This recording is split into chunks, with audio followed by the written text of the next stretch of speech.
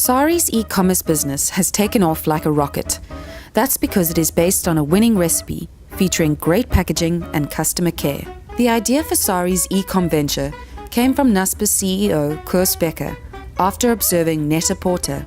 We believe the company has something very special in Sari, as well as its website sari.com, and it was thus the ideal magazine with which to launch a local version based on Net-a-Porter's success.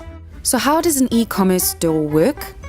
Fashion editor Chris Viljoen visits all the major fashion cities in the world, London, Paris, New York, and does a lot of trend spotting. On his return, he tells us what is happening in the fashion overseas and about all the trends. As we are proudly South African, he also visits all major South African designers. Chris and our fashion buyers then decide what will work for the Sari audience and what is commercially viable. We are not just buying the latest trends, we are buying what our audience will like. The next step is to get the products and models to do a full shoot of it, as well as close-up, detail shots of the products that are right for Sari.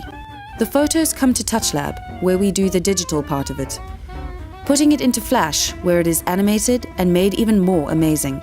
The Digimag is a huge amount of work, but it is worth it, as 30% of our impressions are made from the Digimag. One thing that Net-a-Porter does really well is editor notes, where the site guides customers to which accessories to team with the dress.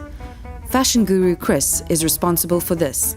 This side of the business is run by the company's distribution arm, On The Dot. Step 1.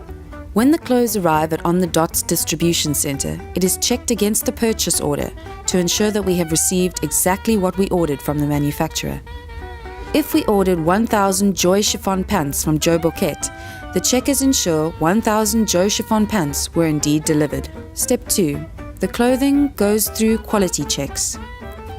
The people who do this have been in the retail business for years and painstakingly measure the clothes to ensure they are all the correct sizes and the quality is good.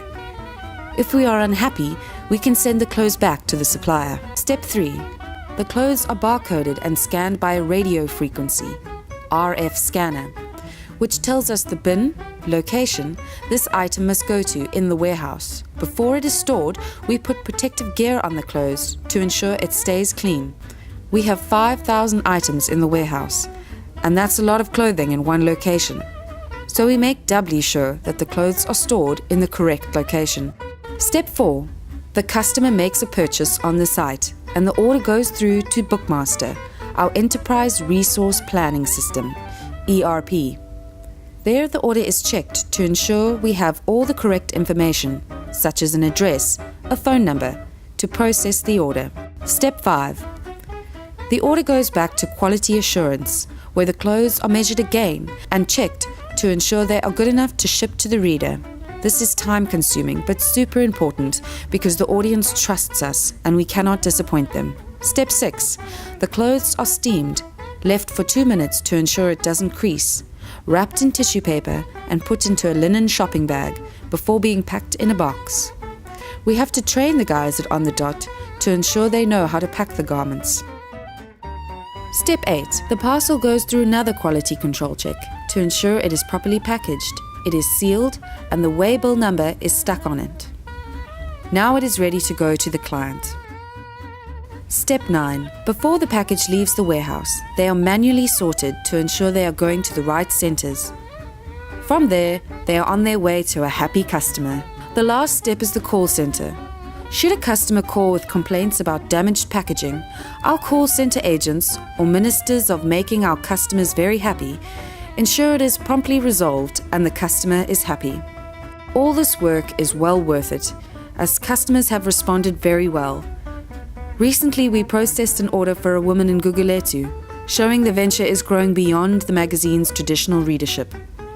It has been so successful, plans are in place to roll it out to other magazines in the stable.